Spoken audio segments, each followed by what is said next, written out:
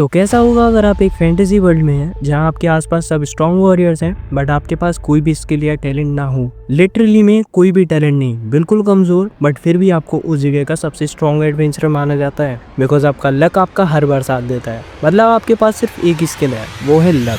तो इस एनिमे की शुरुआत में हम 6 दोस्तों का एक ग्रुप देखते हैं जिनमें से एक लड़का एडवेंचरर बनने की सलाह देता है और बोलता है कि इससे पैसा और नाम दोनों कमा सकते हैं। तो ग्रुप के सब लोग उसके साथ एग्री करते हैं। फिर ये 6 मिलकर अपने गोल की तरफ आगे बढ़ते हैं जो है दुनिया के सबसे पावरफुल हीरोज बनना। तो ये सब सिब्रोडिया टाउन की तरफ निकलते हैं। तो ये थे कुछ पास के सीन्स। आप थोड़ा करंट टाइमलाइन पर बात करते हैं तो प्रेजेंट टाइमलाइन में हमारा मेन लीड क्राई आंद्रे सिब्रोडिया की सड़कों पर चलते हुए ट्रेजर वॉल्ट्स के बारे में सोच रहा था कि कैसे ट्रेजर हंटर्स ट्रेजर वॉल्ट्स में जाकर जान की बाजी लगाकर ट्रेजर ढूंढ के लाते हैं। सो बेसिकली ट्रेजर वॉल्ट यहाँ डंजन्स को बोला जा रहा है एंड ट्रेजर हंटर एडवेंचरर्स को बोला जा रहा है। एडवेंचरर्स वो लोग होते हैं जो अपनी स्किल्स के जरिए डंजन के मॉन्स्टर्स को मारते हैं एंड उसके बदले में उन्हें पैसे मिलते हैं। प्लस उन्हें डंजन में कभी कभी एंटीक चीजें भी मिलती हैं जैसे कि रेलिक्स। सो जिसको नहीं पता रेलिक्स क्या होते हैं, दरअसल वो एक मैजिक आइटम है जिसमें मैजिक को कुछ साइज में स्टोर किया जा सकता है एंड जरूरत पड़ने पर उसे यूज किया जा सकता है। मैजिक का टाइप इस पर डिपेंड करता है कि बनाने वाले ने उसे किस यूज के लिए बनाया था। तो ये सब मैं इसलिए बता रहा था क्योंकि जो आज की हमारी स्टोरी है वो ज्यादातर इन्हीं चीजों पर बेस्ड है। एंड एडवेंचरर्स की स्किल एंड अचीवमेंट्स के हिसाब से उनकी रैंक या लेवल डिसाइड होती है। किसी एनिमे में रैंक होती है एंड किसी में लेवल होता है एंड किसी में दोनों होते हैं। तो आज की हमारी स्टोरी में लेवल है तो लेवल 1 से लेके लेवल 10 तक है। लेवल 1 वीकेस्ट है एंड लेवल 10 स्ट्रॉन्गेस्ट।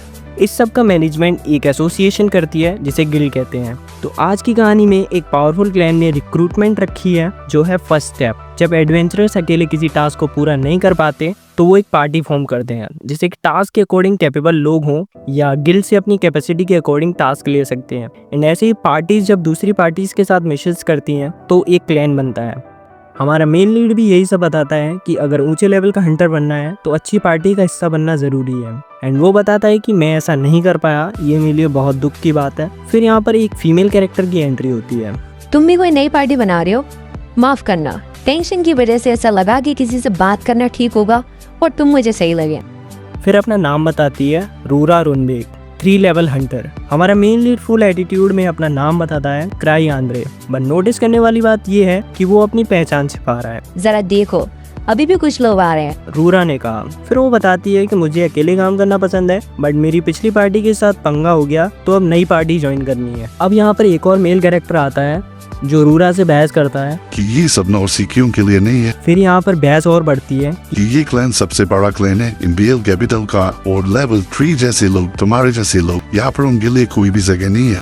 तो हमारा मेन लीड क्राई यहाँ से निकलने की फिराक में होता है। फिर लड़ाई को बढ़ता देख एक गार्ड आता है और इनको वार्निंग देता है कि अगर लड़ाई की तो रिक्रूटमेंट से बाहर हो जाओगे। फिर ये लोग दोस्ती का नाटक करते हैं एंड गार्ड समझाता है कि शहर में तलवार चलाना सख्त मना है। सीन चेंज होता है। बिल्डिंग के अंदर हमारा क्राई अभी भी पहचान छिपा रहा है। वो बताता है कि मैं 5वीं बार यहाँ आ रहा हूँ एंड रूरा समझती है कि ये एकदम फेलियर है, ये बंदा तो एकदम ही बेकार है, 5 बार में भी सिलेक्ट नहीं हुआ। फिर क्राई बताता है कि स्किल्स वाले लोग नाम कमाते हैं एंड पैसा, एंड जो काबिल नहीं होते हैं वो नीचे रह जाते हैं। फिर क्राई रूरा को आर्क रोडिन की पार्टी के बारे में बताता है जो कि इंपीरियल कैपिटल में सबसे स्ट्रॉन्ग पार्टीज में से एक है और इन्होंने लेवल 7 का ट्रेजर वॉल्ट भी क्लियर किया है एंड ये पहली बार है जब वो नए रिक्रूट कर रहे हैं। एंड जब रूरा लास्ट काली चेयर के बारे में पूछती है कि वो चेयर किसकी है, उस पे कौन बैठेगा, तो वो अकड़ वाले मेल सर ग्रे वो बताते हैं कि वो जगह क्लैन के फाउंडर की है जो कि कभी किसी की नहीं सुनता। फिर क्राई ग्रीविंग सोल्स के बारे में बताता है जो उसके बचपन के दोस्तों की पार्टी है और काफ़ी पॉपुलर भी है और ये सब हंटर ग्रीवर्स में ज्वाइन होने के लिए ही आए हैं। यहाँ पर ज़्यादातर जितनी भी भीड़ है वो सब ग्रीवर्स की वजह से आए हैं क्योंकि अफवाह फैली है कि ग्रीवर्स भी रिक्रूटमेंट कर रहे हैं। फिर यहाँ पर एक बच्चा आकर ड्रामा करता है जिसका कि लेवल 4 है। वो बोलता है कि मुझे ग्रीवर्स में जाना है, मुझे ग्रीवर्स के ओनर से लड़ना है, आई मीन ग्रीवर के फाउंडर से लड़ना है। फिर यहाँ क्लैन की एक लड़की आती है टीनो, उसे शांत करने के लिए, आई मीन उसे लड़ने के लिए। फिर यहाँ सब लड़ाई देखने के लिए आते हैं और एकदम माहौल गर्मा जोश में आ जाता है। सब लोग लड़ाई देखने के लिए एकदम उतावले हो जाते हैं।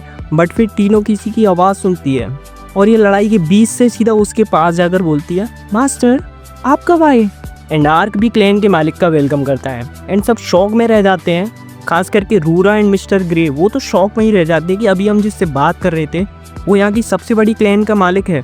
फिर पास के सीन में दिखाते हैं कि क्राई कुछ भी नहीं करता बट उसके दोस्त हर टाइम बस उसको ही ग्रेट बनाते हैं, उसी को हर चीज़ का क्रेडिट देते हैं। फिर क्राई सोचता है कि मैं अब पार्टी छोड़ने का टाइम हो गया है मेरा, जब मैं कुछ भी नहीं करता हूँ, मैं इन पर बोझ बनता हूँ, बस ये लोग स्ट्रॉन्ग होते जा रहे हैं और मैं वहीं का वहीं हूँ, तो मुझे अब रिटायरमेंट ले लेना चाहिए। बट वो सब मिलके उसको लीडर बना देते हैं।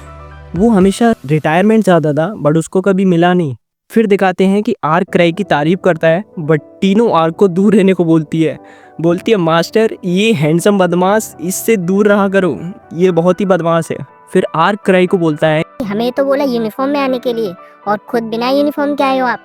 आपका कुछ प्लान वगैरह है क्या? आप भीड़ में मिलकर आप लोगों की पहचान करना चाहते हैं, जो अच्छे लोग हैं उनको रिक्रूट करना चाहते हैं क्या? ये सब प्लान है क्या? तो क्राई मन में सोचता है कि मैं तो सिर्फ सोने की वजह से लेट हुआ था। और टीनो आर्क से बहस करती है कि तुमको ऐसे नहीं बोलना चाहिए मास्टर से। फिर क्राई आर्क को एक मेंबर अपनी पार्टी में रिक्रूट करने को कहता है तो आर्क मान जाता है, पर एक शर्त पर कि वो सिर्फ एक ही मेंबर को रिक्रूट करेगा। पर मुझे भाई समझ नहीं आया कि ये पीछे आग क्यों लगी है। टीनो समझती है कि क्राई ने उसे चुना है और फिर वो बोलती है कि मास्टर मुझे उस बदमाश की टीम में नहीं जाना, उस ढक्कन की टीम में मुझे नहीं जाना, मुझे यहीं पे रहना है। लेकिन क्राई के दिमाग में कुछ और ही चल रहा था। फिर यहाँ पर वो लड़का आ जाता है जिसने पहले ड्रामा किया था, जिसका कि नाम है गिलबर्ट ब्रोश। वो फिर से लड़ाई शुरू कर देता है। क्राई सब कुछ किस्मत के भरोसे छोड़ता है। फिर क्राई गिलबर्ट को बताता है कि एक एडवेंचर के लिए सबसे जरूरी चीज़ क्या होती है। तो गिलबर्ट शॉक में रह जाता है थोड़ा। तो क्राई बताता है कि एक एडवेंचर के लिए सबसे जरूरी होता है कभी हार ना मानना। एंड शो ऑफ करते हुए बताता है कि वो आज तक एक भी बैटल नहीं हारा। एंड सब शॉक में रह जाते हैं, पर क्राई कभी भी किसी से रियल मायनों में लड़ाई ही नहीं है। फिर क्राई एक रैलिक निकाल कर कहता है कि जो भी इसे हासिल करेगा वो आर्कग्रेव में शामिल होगा और उसकी सिफारिश मैं करूँगा। फिर यहाँ घमासान होता है और तोड़फोड़ शुरू हो जाती है। और क्राई बताता है कि वो रिंग भी एक खजाना है और अगर किसी को मिल जाती है तो वो उसे रख सकता है। एंड वो बिल्डिंग भी बर्बाद हो जाती है क्योंकि वहाँ पर बहुत ज़्यादा तोड़फोड़ हो गई थी।